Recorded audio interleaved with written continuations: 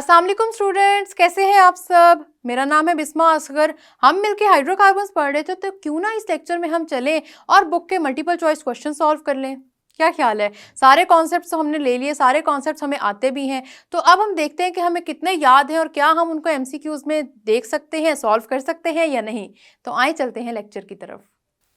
तो स्टूडेंट्स, हमने हाइड्रोकार्बन्स की जहाँ इतनी बातें की हैं, तो अब हम क्या करेंगे, एमसीक्यू फॉर्म में इनको डिस्कस करेंगे और देखेंगे कि हमें कॉन्सेप्ट जो आते हैं क्या उसकी बेस पे हम एमसीक्यू सॉल्व कर सकते हैं। इस तरह से हमारा कॉन्सेप्ट भी क्लियर हो जाएगा और साथ ही साथ हमारा रिवाइज भी हो जाएगा। फर्स्ट एमसीक्यू की तरफ चलते हैं, which is which one of these hydrocarbon molecules would have no effect on an aqueous solution of bromine. कि इनमें से कौन सा ऐसा मॉलिक्यूल है जिसका ब्रोमीन पे कोई इफेक्ट नहीं होगा। आप सबको पता है, याद होगा, हमने ब्रोमीन कहाँ पढ़ा था, ब्रोमीन वाटर टेस्ट है फॉर अनसैचुरेशन। तो कौन सी चीज़ है जो रिएक्ट करेगी ब्रोमीन वाटर पे, वो है एल्कीन और एल्काइन। क्वेश्चन में पूछा गया विच one of the following will not react, तो आपको पता है कि एल्केन्स रिएक्ट नहीं करेंगे। हम सारे के सारे ऑप्शंस ना भी देके हमें आइडेंटिफाई हो गया है कि पहला ऑप्शन मीथेन है, विच इज़ एन एल्केन। तो एल्केन आपके पास रिएक्शन नहीं देगी, बाकी जितने एल्कीन्स और एल्काइंस होंगे वो सब के सब रिएक्शन देंगे। So your correct answer is option A. Next question is, if an organic compound has 4 carbon atoms all singly bonded, it will have the following characteristics except one. 4 carbon atoms का organic compound है, सारे के सारे single bonds हैं, ठीक है। अब इनमें से कौन सी कैरेक्टरिस्टिक है, अब देख लेते हैं, वन बाय वन ऑप्शंस को पढ़ते हैं। First is it will be a saturated hydrocarbon. Single bond हमारी स्टेटमेंट में लिखा है, जिसको देख के हमें पता लग गया कि ये सारे जिस कंपाउंड की बात हो रही है वो सैचुरेटेड है। Next is it will have hydrogen atoms. अब हमें एल्केन के जनरल फॉर्मूला याद है, मैंने इसको एल्केन क्यों कहा, सिंगल बॉन्ड है इस वजह से, ठीक है। एल्केन का जनरल फॉर्मूला है स्टूडेंट CnH2n+2। अगर हमारे पास 4 कार्बन एटम्स हैं, तो अब हाइड्रोजन एटम्स की वैल्यू कैलकुलेट कर लें। हम 4 को 2 से मल्टीप्लाई करेंगे, आंसर आएगा 8। 8 में 2 ऐड करेंगे, आंसर आएगा 10। इसका मतलब है कि इस मॉलिक्यूल, मतलब कि ये जो ब्यूटेन का स्ट्रक्चर है, जो 4 कार्बन हमें नाम आता ही है, तो इसमें हाइड्रोजन 10 होनी चाहिए। इस ऑप्शन में लिखा है 8 हाइड्रोजन है, इसका मतलब ये हमारा आंसर हो सकता है, क्योंकि उन्होंने कहा इनमें से ज्यादा ऑप्शंस करेक्ट है एक्सेप्ट कौन सी ऑप्शन है जो करेक्ट नहीं है, ये करेक्ट नहीं है। लेकिन फिर भी बाकियों को एक दफा देख लेते हैं। Its name will be n butane, ठीक है, एन ब्यूटेन भी हो सकता है, आइसोब्यूटेन भी हो सकता है। ब्यूटेन के तो बहुत से आइसोमर्स होते हैं, आप जौन सा मर्जी नाम लिख दें, इसमें कोई नई बात नहीं। तो हमें ये भी पता है। It will be least reactive, क्यों, क्योंकि ये एक एल्केन है, हम सबको पता है alkanes are least reactive, alkenes are more reactive than alkanes, क्योंकि डबल बॉन्ड होता है, फिर ट्रिपल बॉन्ड ज्यादा रिएक्टिव हो जाता है। तो हम सबको पता है कि एल्केन रिएक्टिव नहीं होता, ये भी बात ठीक है। So your B option is correct. Next is the reduction of alkyl halides takes place in the presence of. देखिए, मैंने आपको पहले भी बताया है, जिन कंडीशंस में आपका रिएक्शन हो रहा होता है ना स्टूडेंट्स, वो कंडीशंस बहुत इंपॉर्टेंट होती हैं। ये बात समझ में आ रही है। कंडीशंस याद करें, कैटलिस्ट कौन सा यूज हो रहा है, टेम्परेचर क्या दिया जा रहा है, वो कंडीशंस बहुत इंपॉर्टेंट है। अब एल्काइल हैलाइड्स की रिडक्शन में आप सबको याद होगा, हमने पढ़ा था कि जिंक और डाइल्यूट HCl हमारा इंपॉर्टेंट कंडीशन है। तो यहाँ पे सारे ऑप्शंस पढ़ने की हमें जरूरत ही नहीं है, क्योंकि हमें पता है कि जिंक और डाइल्यूट HCl हमारी कंडीशन बन जाएगी और ये वो कैटलिस्ट के तौर पे भी काम कर लेगा और हमारे पास एल्काइल हैलाइड्स की रिडक्शन हो जाएगी। ए option is correct. Next is halogenation of methane does not produce. Halogenation of methane का कौन सा रिएक्शन था, जरा याद करें। मैंने आप सबसे कहा था कि फोटोकेमिकल रिएक्शन ऑफ मीथेन बहुत इंपॉर्टेंट है, पेपर में डिफरेंट तरीकों से पूछा जाता है। अब ये हम इस एमसीक्यू में पढ़ रहे हैं। आपने याद रखना है, पेपर के 80% एमसीक्यूज आपकी बुक से ही आते हैं, ठीक है। तो हेलोजिनेशन ऑफ मीथेन करनी है और कौन सा प्रोडक्ट है जो प्रोड्यूस नहीं होगा, कार्बन टेट्राक्लोराइड। आपको पता है चारों हाइड्रोजन अगर रिप्लेस हो जाए, हर हाइड्रोजन की जगह क्लोरीन लग जाए, तो लास्ट जो कंपाउंड बनता है वो कार्बन टेट्राक्लोराइड ही बनता है। तो ये ऑप्शन तो करेक्ट है। देन क्लोरोफॉर्म, क्या फॉर्मूला था आप सबको याद होगा, CHCl3, जिसको हमने कहा था कि इसमें 3 क्लोरीन अटैच होते हैं और 1 हाइड्रोजन अटैच होता है। ये भी हम सबको पता है कि बनता है। कार्बन ब्लैक और क्लोरोमीथेन इंपॉर्टेंट है। क्लोरोमीथेन के बारे में सोचें, जब आप मीथेन का पहला हाइड्रोजन रिप्लेस करेंगे तो वहां आके लगेगा 1 क्लोरीन, इसलिए हम उसको नाम दे देते हैं क्लोरोमीथेन।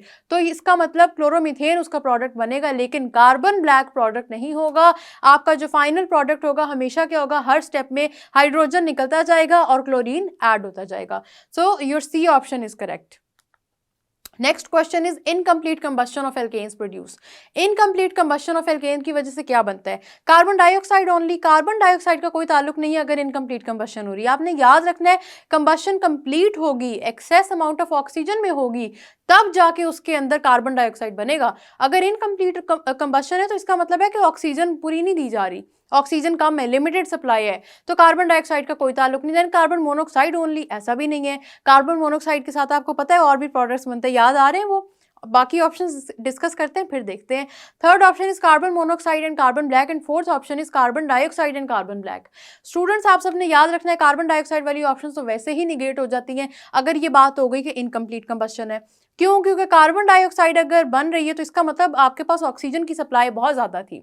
कार्बन मोनोऑक्साइड वाली ऑप्शन रह जाती हैं और कार्बन ब्लैक क्यों के साथ बनता है, तो आपकी सी ऑप्शन यहाँ पे करेक्ट है।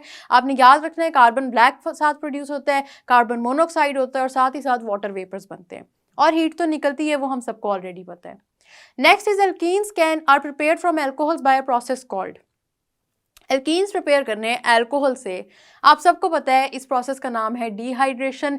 अल्कोहल का OH रिमूव किया जाता है, सल्फ्यूरिक एसिड आ जाता है, साथ हाइड्रोजन रिएक्ट करता है, वाटर बन जाता है, साथ ही साथ आपके पास जो एल्काइल हाइड्रोजन सल्फेट बनता है इंटरमीडिएट प्रोडक्ट, वो फिर से डिकम्पोज करता है, H2SO4 एज इट इज निकल जाएगा और आपके पास पीछे रह जाएगा जो कंपाउंड, उसको कहते हैं एल्कीन। ठीक है, तो इसका सी ऑप्शन करेक्ट है क्योंकि अल्कोहल्स की हम डिहाइड्रेशन करवा रहे होते हैं। Next is dehydrohalogenation takes place in the presence of. Dehydrohalogenation हो या कोई भी रिएक्शन हो, आप देख लें हर रिएक्शन की कंडीशंस पूछी जा रही हैं, नहीं याद होंगी तो पेपर में भी समझ नहीं आएगी। हम सबको याद है अल्कोहलिक पोटेशियम हाइड्रोक्साइड हम यूज़ करते हैं और ये क्यों अल्कोहलिक कहलाता है, मैंने आपको ये भी बताया था, पोटेशियम हाइड्रोक्साइड को अल्कोहल में मिक्स करके सोल्यूशन बनाया होता है। ठीक है, next is oxidation of ethene with KMnO4 produces. याद रखना है कि ऑक्सीडेशन विद KMnO4 बड़ी इंपॉर्टेंट चीज़ है। चाहे आप इथीन का ऑक्सीडेशन कराएं, चाहे आप इथाइन की कराएं, मतलब चाहे आप एल्कीन की कराएं, चाहे आप एल्काइन की कराएं, ऑक्सीडेशन विद KMnO4 बड़े इंपॉर्टेंट है क्योंकि जो प्रोडक्ट बनते हैं उनमें जो फंक्शनल ग्रुप्स हैं वो 2 अटैच्ड होते हैं। अब बात हो रही है हमारे पास सिर्फ इथीन की, तो इथीन का प्रोडक्ट हम सबको याद है ग्लाइकोल है, जो कि इथेन ग्लाइकोल है, जिसकी हमने बात भी की थी 1,2 इथेन डायोल। सी ऑप्शन देख के परेशान नहीं होना, वही चीज़ है आपके पास, सी ऑप्शन है इथेन ग्लाइकोल। ग्लाइकोल बन रहा है, इथीन प्रोडक्ट है तो 2 कार्बन वाला प्रोडक्ट है, तो ग्लाइकोल भी तो 2 कार्बन वाला होगा ना। देखें डी ऑप्शन में प्रोपीन ग्लाइकोल है, ये तो नहीं हो सकता। आपने एक तो चीज़ याद रखनी है कि जब आपका ग्लाइकोल बनेगा स्टूडेंट्स डबल बॉन्ड टूट जाएगा। दूसरी चीज़ आपने ये याद रखनी है कि वहाँ पे OH ग्रुप्स आके अटैच हो जाएंगे। अगर OH ग्रुप्स की अटैचमेंट हो रही है ना तो इसका मतलब भी ये है कि आपके पास वहाँ पे डबल बॉन्ड टूट रहा है। ठीक है, तो इसकी वजह से ग्लाइकोल बनेगा। अब इथीन है 2 कार्बन वाला, तो ग्लाइकोल भी होगा 2 कार्बन वाला। वैसे भी ग्लाइकोल की हमने बात की थी, उसमें 2 कार्बन ही होते हैं, तो आपका 1,2 इथेन डायोल इसी का नाम है इथेन ग्लाइकोल का, और साथ ही साथ ग्लाइकोल भी इसी का नाम है। ठीक है, next question is which one of these is a saturated hydrocarbon. Saturated hydrocarbon कौन सा होता है, अब तो हम सबको याद है, वो होते हैं एल्केन। एल्केन कैसे पता चलेगा इनमें से कौन सा है, आपको जनरल फॉर्मूला आना चाहिए ताकि आप कार्बन और हाइड्रोजन के नंबर्स कैलकुलेट कर सकें। जनरल फॉर्मूला ये है कि कार्बन के नंबर कैलकुलेट करें और साथ ही साथ हाइड्रोजन के किस फॉर्मूले से, CnH2n+2, CnH2n+2, और वो हम इन सब पे अप्लाई करके देख लेते हैं। पहला है C2H4। अब आपके पास कार्बन नंबर है 2 को 2 से मल्टीप्लाई करेंगे तो आपके पास +2 करके यहाँ पे हाइड्रोजन का नंबर आना चाहिए था 6, नहीं आई है, तो C2H4 है, हम सबको वैसे भी याद है, ये इथीन का फॉर्मूला है, आया ना याद। नेक्स्ट आप देखें C3H6, CnH2n वाला फॉर्मूला देख लें, ये फिर से एल्कीन है आपके पास क्योंकि कार्बन नंबर डबल जहां पे हो जाएगा बस वो एल्कीन है। थर्ड ऑप्शन देखें C4H8, फिर से कार्बन नंबर डबल हो रहा है, ये भी एल्कीन है। लास्ट ऑप्शन देखें C5H12, 5 को 2 से मल्टीप्लाई करें 10 आंसर आएगा, और 10 में 2 ऐड करें 12, तो आपके ये लास्ट ऑप्शन करेक्ट है। ठीक है, next is a hydrocarbon has molecular formula C8H14। What is the molecular formula for the next member of the same homologous series. सबसे पहले तो जरूरी ये है कि आप ये आइडेंटिफाई करें कि ये कौन सी होमोलोगस सीरीज है। ये C8H14 एल्केन है, एल्कीन है या एल्काइन है, इसको आइडेंटिफाई करें। तो क्या काम करना है हमने तीनों जनरल फॉर्मूला से कैलकुलेट करना है कि आंसर क्या आता है।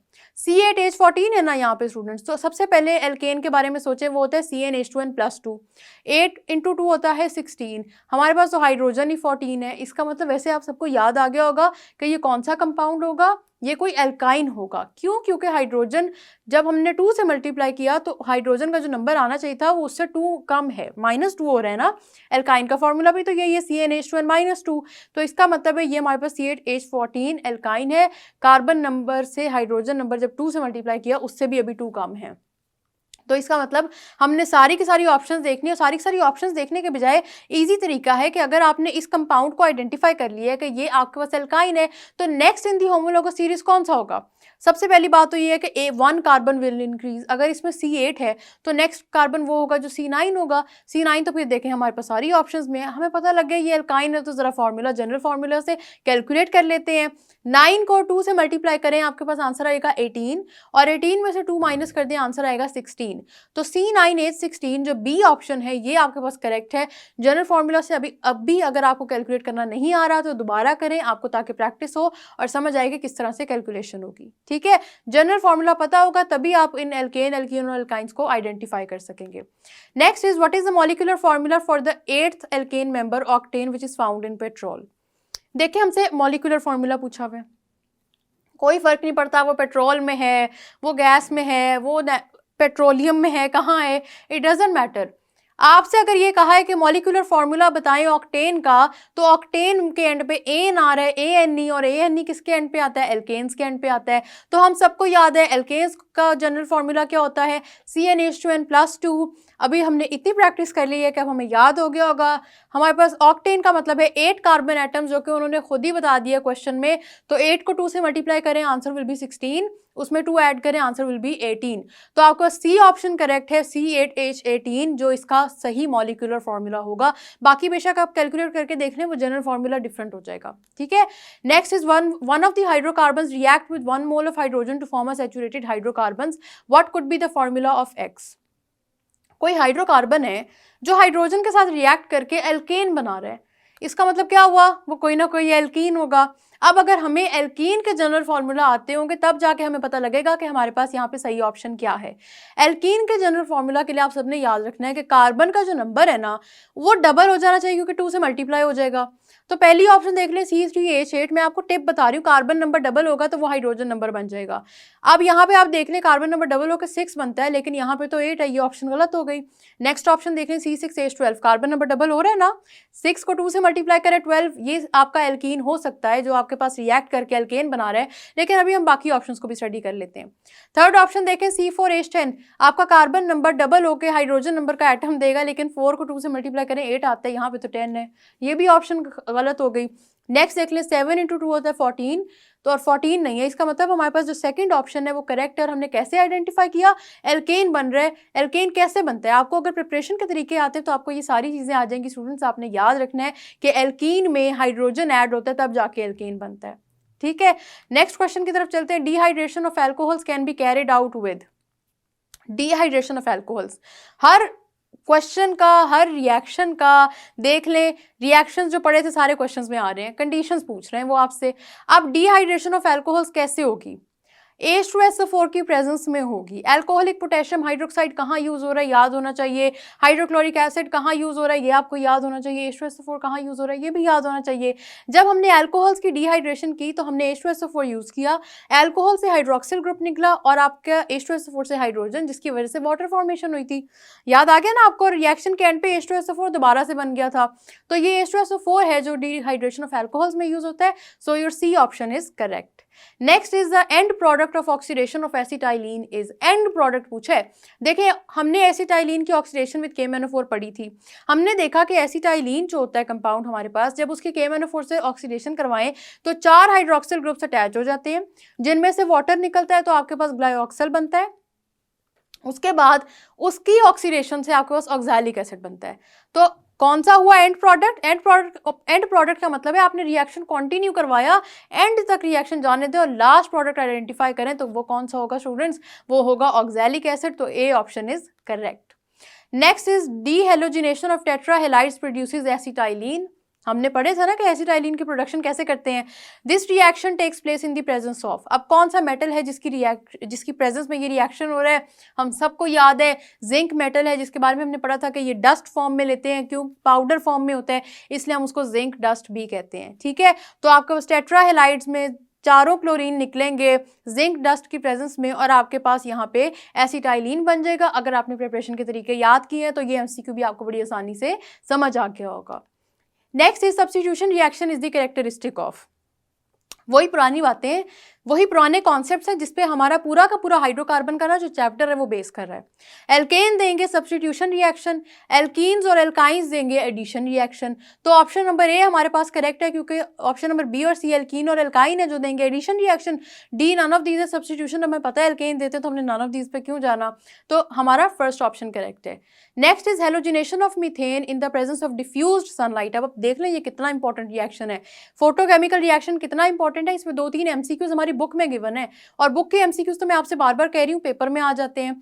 तो डिफ्यूज्ड सनलाइट की प्रेजेंस में जो हेलोजिनेशन होती है, मैंने आपको बताया था ये डिफरेंट स्टेप्स में होती है, ठीक है। अब उन्होंने फर्स्ट ऑप्शन दिया suddenly only in one step, ऐसा नहीं हो सकता क्योंकि डिफ्यूज सनलाइट है, डिफरेंट स्टेप्स होंगे, तो ये ऑप्शन हमारे पास गलत हो गई। Next is slowly in one step, चाहे आपके पास वो ग्रेजुअली हो, स्लोली हो या फास्ट हो, इट डजेंट मैटर, आपका वो रिएक्शन वन स्टेप का नहीं है, ये हम सबको याद है। Next is in a series of 4 steps. 4 steps क्यों होंगे? क्योंकि मीथेन में 4 हाइड्रोजन थे, चारों हाइड्रोजन रिप्लेस होंगे बारी बारी, इसीलिए 4 स्टेप्स बन जाएंगे। लास्ट ऑप्शन देख लेते हैं, वो है फास्ट इन 2 स्टेप्स। 2 स्टेप्स में भी ये नहीं होता, 4 हाइड्रोजन है, हर हाइड्रोजन क्योंकि बारी बारी रिप्लेस होता है, इससे जो टोटल नंबर ऑफ स्टेप्स हैं वो 4 बन जाते हैं। C option is your correct answer. Next is which one of the following is the substitution reaction. देखें कोई भी रिएक्शन जो एल्केन दे रहा होगा ना वो सब्स्टिट्यूशन रिएक्शन है, तो आपने सिर्फ ये देख लेना है कि इन रिएक्शंस में से एल्केन किसके साथ लिखा हुआ है। आप देख लें सी ऑप्शन में हेलोजिनेशन ऑफ एल्केन के साथ लिखा हुआ है, एल्केन हेलोजिनेशन के साथ लिखा हुआ है एल्केन, तो इससे हमें पता लग रहा है कि ये है सब्स्टिट्यूशन रिएक्शन। कैसे होती है हेलोजिनेशन? वही फोटोकेमिकल रिएक्शन है जिसकी हमने पहले भी बात की, इतनी दफ़ा रिपीट हो चुका है, इसको गौर से देख लें, प्रैक्टिस करें बार बार, आप देख सकते हैं कि कितनी दफ़ा इसकी स्टेटमेंट चेंज होकर ये पूछा गया है, ठीक है। वही रिएक्शन है, नथिंग इज डिफरेंट, लेकिन किस तरह से हो रही है हेलोजिनेशन ऑफ एल्केन। आपके पास सब्स्टिट्यूशन हो तो देख लें कि आपके पास एल्केन लिखा है किसी ऑप्शन में या नहीं, तो आपको पता लग जाएगा कि एल्केन अगर है तो वही आपकी ऑप्शन है और फिर कोई ऑप्शन आपकी नहीं बनती, क्योंकि एल्कीन और एल्काइन आपको सब्स्टिट्यूशन रिएक्शंस देते ही नहीं है। Next question is the order of reactivity of hydrogen halides with alkenes is. अब हमें याद है कि रिएक्टिविटी क्या थी, hydrogen iodide most reactive, then hydrogen bromide and then hydrogen chloride. First option देखें, hydrogen iodide is more reactive then hydrogen bromide, बात ठीक लग रही है, फिर भी हम सारे ऑप्शंस देखेंगे। Second option is hydrogen bromide is more reactive then hydrogen iodide, ऐसा तो नहीं हो सकता। हमने पढ़ा था कि हमारे पास आयोडाइड वाला सबसे ज्यादा रिएक्टिव होगा, फिर ब्रोमाइड एंड देन क्लोराइड, तो ये ऑप्शन गलत हो गई। Then hydrogen chloride is more reactive with hydrogen bromide, then ये भी नहीं हो सकता। हम सब ने पढ़ा है कि hydrogen chloride is not more reactive then hydrogen bromide, in fact hydrogen bromide is more reactive then hydrogen chloride, ठीक है। Last option is hydrogen bromide is less reactive than hydrogen chloride, वही वाली बात है, फिर गलत हो गई, हाइड्रोजन ब्रोमाइड ज्यादा रिएक्टिव होगा। तो फर्स्ट ऑप्शन जो हमने देखी सबसे पहले वही करेक्ट है, वही हमारा सही आंसर है, क्योंकि हाइड्रोजन आयोडाइड आपके पास सबसे ज्यादा रिएक्टिव होता है, उसके बाद आता है in the series hydrogen bromide and finally hydrogen chloride. Next MCQ is oxidation of alkenes produces. Alkene की ऑक्सीडेशन से क्या प्रोड्यूस होगा? ऑक्सीडेशन किसकी प्रेजेंस में होगी? आप सबको याद होगा KMnO4 की प्रेजेंस में। तो एल्कीन की ऑक्सीडेशन से क्या प्रोड्यूस होगा? ग्लाइकोल प्रोड्यूस होगा। और इसके अलावा एल्काइन की ऑक्सीडेशन से फाइनल कंपाउंड क्या होगा? Oxalic acid. ये आप सबने याद रखना है। तो ये थे सारे एमसीक्यूज जो हमारी बुक में गिवन है, ये इनमें से 80% पेपर में आएंगे, इनको रिवाइज कर लें एक दफ़ा। और इन एमसीक्यूज को अगर आप मेरे साथ साथ सही तरह सॉल्व कर पाए और आपको हर एमसीक्यू का आंसर आता था, तो इसका मतलब है आपके पूरे चैप्टर की प्रैक्टिस बिल्कुल ठीक हो गई है। अगर आपको कुछ आंसर्स नहीं आते थे तो दोबारा विजिट करें, दोबारा देखें, आप देखिए जो कॉन्सेप्ट नहीं समझ आ रहा, जो एमसीक्यू समझ नहीं आ रहा, वो वाला कॉन्सेप्ट दोबारा देखें जहां नोट्स में लिखा है या जहां पे भी आप बुक में बेशक खोल लें, उसको रिवाइज करें, फिर वो आपको बहुत अच्छा समझ आ जाएगा। तो स्टूडेंट्स, मैंने आपको जिस तरह एमसीक्यू सॉल्व करवाए हैं, मेरा पैटर्न यही है कि मैं आपको एक एक ऑप्शन एक्सप्लेन करती हूँ, लेकिन अगर अभी भी आपको कोई चीज़ समझ में नहीं आई है तो दोबारा देखें, उस कॉन्सेप्ट को दोबारा रिवाइज करें। हाइड्रोकार्बन्स का एक दफ़ा चैप्टर ख़त्म हो गया ना, दोबारा अगर आप इसकी तरफ ना आए तो आपको लगेगा कि ऑर्गेनिक केमिस्ट्री बहुत मुश्किल है। मैं आपको तसल्ली देती हूँ, ऑर्गेनिक केमिस्ट्री बहुत आसान है। आप इन चीज़ों को रिवाइज करें, दोबारा से आपने क्या करना है, सॉल्व करना है, 2-3 दफ़ा पढ़ें, रिएक्शंस लिख के सॉल्व करें, कंडीशंस को बिल्कुल नहीं भूलना, क्योंकि आपने देखा एमसीक्यूज में बार बार पूछी जाती हैं। तो आप इसकी प्रैक्टिस करें। हम मिलेंगे नेक्स्ट लेक्चर में, तब तक के लिए अल्लाह हाफिज़।